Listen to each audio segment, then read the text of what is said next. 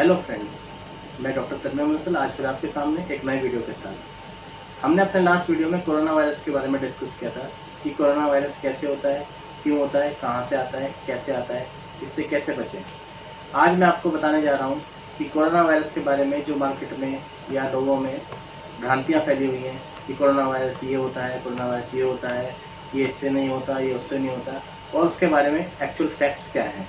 सबसे पहली बात, जवान लोगों में एक भ्रांति फैली हुई है कि उनको ये इन्फेक्शन नहीं हो सकता और ये सिर्फ ओल्ड एज के लोगों को होता है। तो ऐसा बिल्कुल भी नहीं है।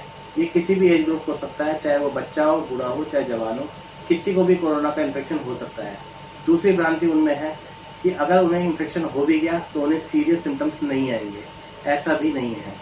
ये ज़रूरी नहीं है कि अगर आप यंग एज के हैं और आपको कोई और प्रॉब्लम नहीं है तो आपको इसके सीरियस सिम्टम्स नहीं आएंगे। देखा गया है कि बहुत सारे जवान लोग हैं जिनकी सीरियस सिम्टम्स के कारण डेथ हो गई और बहुत सारे ओल्ड एज के लोग हैं जो सीरियस सिम्टम्स होने के बावजूद ठीक हो गए या उन्हें सीरियस सिम्टम्स आए ही नहीं। तो इस वायरस के इन्फेक्शन में ऐसा आप नहीं कह सकते कि ये सिर्फ ओल्ड एज के लोगों को होता है या यंग एज के लोगों में इसमें सीरियस सिम्टम्स नहीं आते हैं, क्योंकि ये किसी भी एज में हो सकता है और किसी भी व्यक्ति को कितने भी सीरियस सिम्टम्स आ सकते हैं। पर्सन टू पर्सन इसकी सीवियरिटी वेरी करती है। दूसरी बात, लोगों को लगता है कि अगर हमें कोई और बीमारी नहीं है, जैसा कि इसमें कहा जाता है कि प्री एग्जिस्टिंग डिसीज अगर किसी व्यक्ति को है, जैसे कि डायबिटीज, ब्लड प्रेशर, हार्ट की प्रॉब्लम, स्टेंट्स पड़े हुए हैं, इम्यूनोसप्रेसेंट ड्रग्स पे ट्रीटमेंट चल रहा है, स्टीरॉयड थेरेपी चल रही है, कैंसर है या इस तरह की कोई और बीमारी है या फिर सांस की बीमारी है, तो उन लोगों को ही ये इन्फेक्शन होता है या उन्हीं को ही सीरियस डिसीज होती है या उन्हीं की ही मृत्यु होती है। तो ऐसा बिल्कुल भी नहीं है। जिन लोगों को ये बीमारी है, हालांकि उनमें इस बीमारी के सीवियर सिम्टम्स आने के और मरीज की डेथ होने के चांसेस ज़्यादा होते हैं, लेकिन अदरवाइज हेल्दी लोगों में भी इसका इन्फेक्शन सीरियस हो सकता है और उनकी भी डेथ हो सकती है।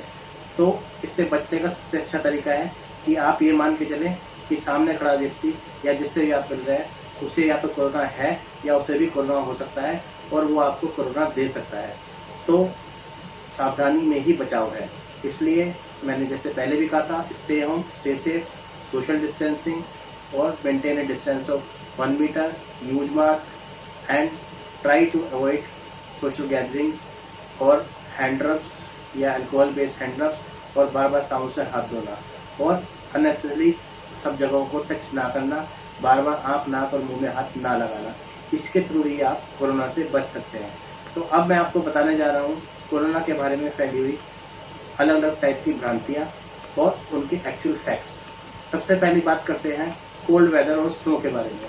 लोग कहते हैं कि कोल्ड वेदर में या अगर बर्फ़ गिर रही है या जिन इलाकों में बर्फ़ पड़ रही है वहाँ पे कोरोना वायरस मर जाता है और इन्फेक्शन नहीं करता है।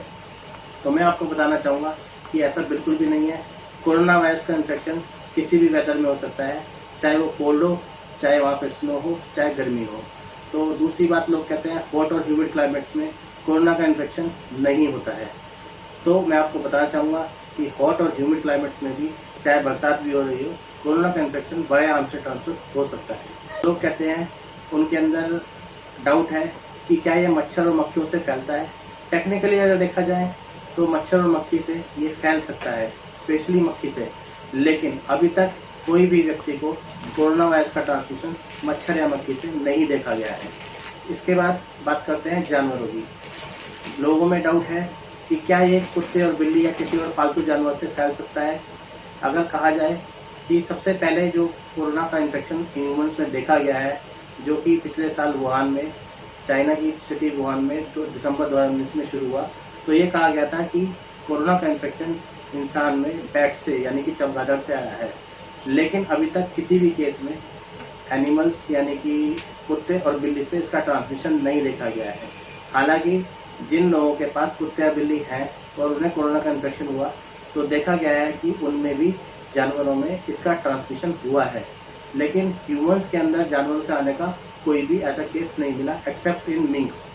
मिंक्स को इन्फेक्शन फार्मर्स से आया जिन्होंने उन्हें अपनी फार्म हाउस में पाल रखा था, और मिंक से देखा गया है कभी कभी ह्यूमंस में ट्रांसफ़र हुआ है इन्फेक्शन। तो वो इकलौता एक ऐसा केस है जिसमें कि जानवर से इंसान में ट्रांसमिशन देखा गया है। अदरवाइज आमतौर पे कुत्ते, बिल्ली या टाइगर से इसका इन्फेक्शन ह्यूमंस में एनिमल से ट्रांसफ़र नहीं हुआ है। इसके बाद लोग कहते हैं कि अगर आप बाहर गए हैं या आप किसी कोरोना वायरस पेशेंट के कॉन्टैक्ट में आए हैं तो आकर बहुत गर्म पानी से नहा लें तो आपको कोरोना वायरस का इन्फेक्शन नहीं होगा। ऐसा बिल्कुल भी नहीं है। जो वायरस बॉडी के अंदर एंटर कर चुका है उसे किसी प्रकार का गर्म पानी या दवाई नहीं मार सकता है। तो आपको बचना ही होगा इन्फेक्शन से सोशल डिस्टेंसिंग मेंटेन करके, क्योंकि गर्म पानी से स्किन के ऊपर जो वायरस पड़ा है शायद वो मर जाए, लेकिन बॉडी के अंदर जो वायरस एंटर कर चुका है वो नहीं मरेगा। नेक्स्ट बात आती है हैंड ड्रायर्स की। लोग कहते हैं कि हैंड ड्रायर से अगर आप हाथों को धोते हैं या सुखाते हैं तो कोरोना वायरस मर जाएगा। तो मैं आपको बताना चाहूँगा कि हैंड ड्रायर्स का कोरोना वायरस को मारने में कोई भी रोल नहीं है। नेक्स्ट बारी आती है अल्ट्रा वायलेट लाइट की। लोग कहते हैं कि अल्ट्रा वायलेट लाइट को यूज करने से या उससे स्टरलाइजेशन करने से कोरोना वायरस मर जाएगा।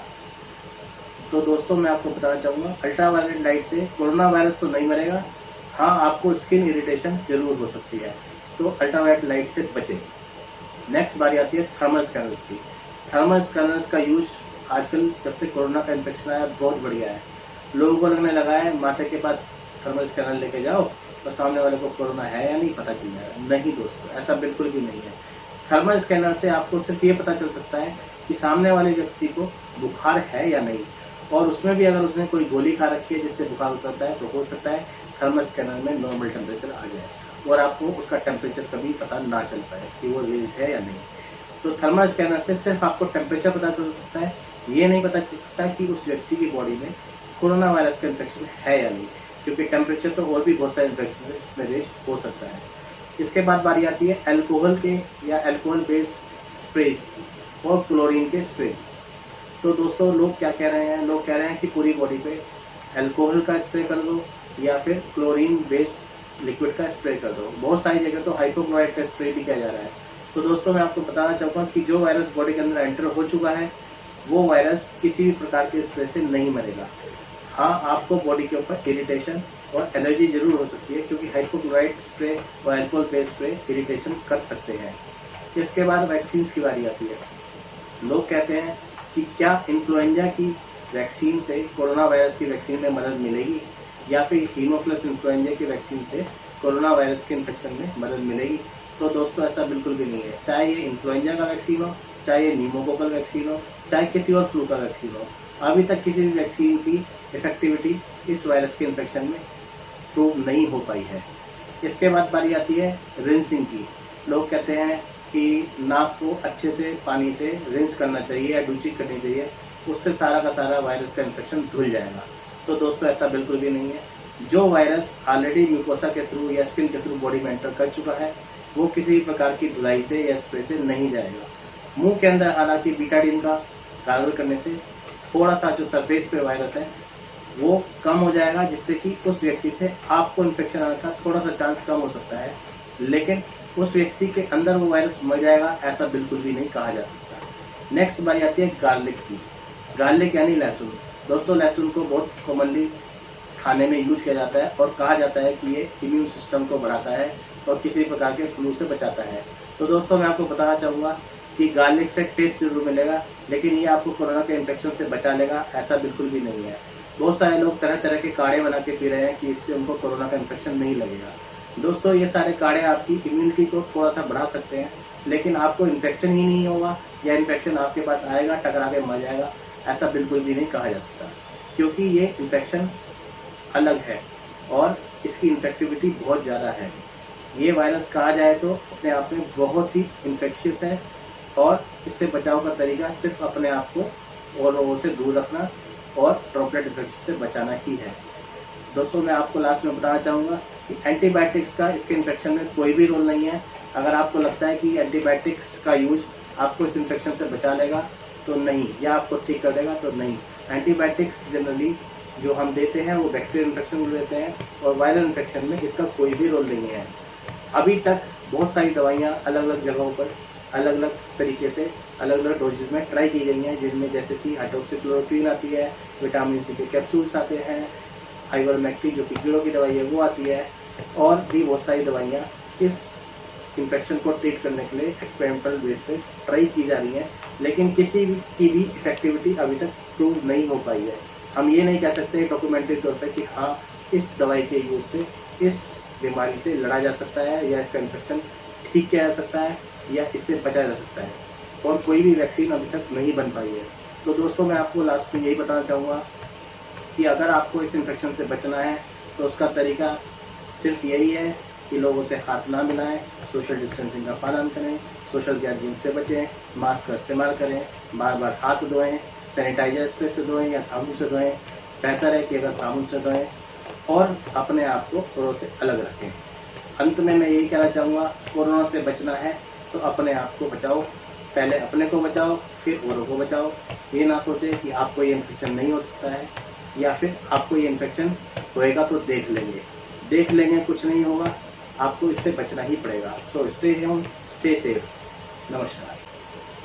अगर आपको हमारा वीडियो पसंद आया हो तो हमारे चैनल को शेयर करें, सब्सक्राइब करें, लाइक करें और कमेंट करें। धन्यवाद। हमारे चैनल को शेयर